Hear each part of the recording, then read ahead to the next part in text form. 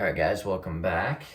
Today we're going to be going over ISA temperature and how that plays a role into your cross-country planning.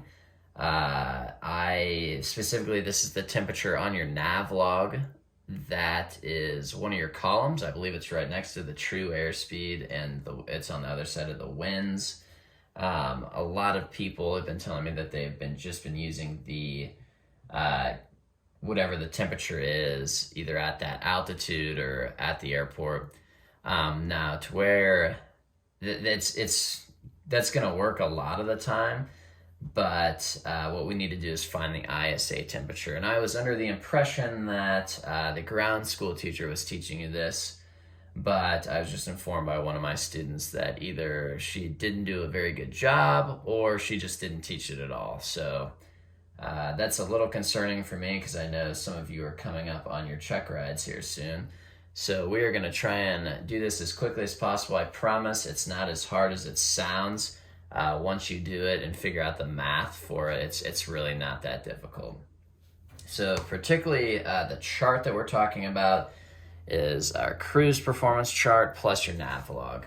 So ISA temperature. What is ISA? First, quick overview. ISA includes temperature, pressure, and density. So particular, it's going to combine all three of these aspects into one model, which we will get into in a second, and you're going to use that model to correct your temperature that you're getting from the winds aloft, from 1-800-WX-BRIEF, from Garmin, from ForeFlight, whatever the case may be. That temperature that I think some of you have been using, and you're just going to use this scale to correct for it. So temperature, standard temperature is what we're talking about. Standard temperature and standard pressure. A lot of you know what the standard pressure is. It's 2.9 or 9 or 2. That's what standard pressure is at mean sea level. So at sea level, that's what the pressure altitude is on a perfect day. What do I mean by perfect day? I mean standard temperature, which is 15 degrees Celsius. And that's going to come back here in a second. So again, ISA is just taking all three of these components and combining them into a model that we can work with. So for our example today, our cross-country example, we are going to go ahead and say we're just going to Russell at 4,500 feet. We got the weather along our route at 4,500 feet. The temperature is 16 degrees Celsius, we're going to say. We are going to go ahead and say that the current altimeter is 3042. And that's our equation right now. So from there, we need to go ahead and figure out, looking at our chart, what our pressure altitude is. A lot of the times, I know a lot of you just use the cruise altitude, which is 4,500, and you just kind of interpolate a lot, or you round down to 4,000. You're going to find out here very quickly that that's basically what we're doing here anyways. You guys know how to find the pressure altitude. You do it all the time for your performance on your, what do we call that? The pre-flight sheets. So it's no different. So we're just going to find it real quick by doing 2992 standard pressure minus 3042, which is quote unquote the current altimeter. You're going to find that equals negative 0.5. We times that by 1,000 just like we normally do, and that's going to give us negative 500. We're going to take our 4,500 minus our 500, and we're going to get a pressure altitude of 4,000. So just like I was just saying, most of you use the cruise altitude anyways. And we're right back where we started, so it really hasn't changed anything. The next part we need to do is find our temperature. This is where the part gets a little different. Standard temperature is 15 degrees Celsius. So we have 15 degrees Celsius in the middle. We have 20 above standard, so 20 above 15 and 20 below 15. So now we're gonna go ahead and solve for that real quickly. Here's that scale I was talking about. So we have our scale.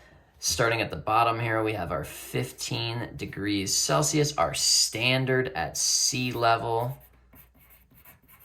Again, 15 degrees Celsius. And every 1,000 feet you go up, it's -2. So every 1,000 feet you climb equals -2 degrees Celsius. So at 1,000 feet, so 1,000 feet, 2,000 feet, 3,000 feet, and so on and so on. I'm gonna get up to 5,000 here because that's where we're cruising at pretty much. So 15 minus 2 is what? Okay, well, it's 13 degrees Celsius. What's 13 minus 2? It is 11 degrees Celsius. What's 11 minus 2? Okay, and so on and so on. You get the point. We're going to go 7 degrees Celsius, 5 degrees Celsius. I'm going to stop there because that's in between where we're going. Okay, so now this is where what a lot of you have been doing. You've been figuring out what the temperature is at the cruise, just from, again, wherever you get your weather from at that altitude is 16 degrees Celsius.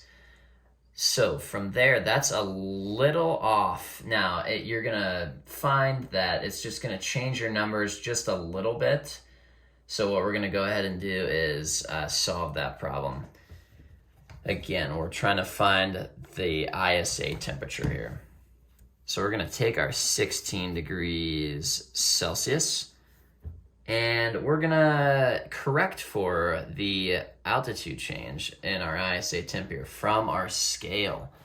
So we know that we're cruising at 45. We're going to take our cruise altitude of 4,500 and plop that sucker right in the middle there.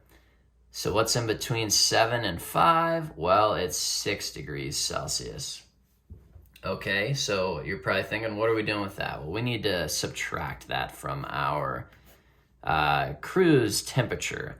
So we get 10 degrees Celsius. Now we're in business. We're rocking and rolling now. Now we have the corrected ISA temperature. So we're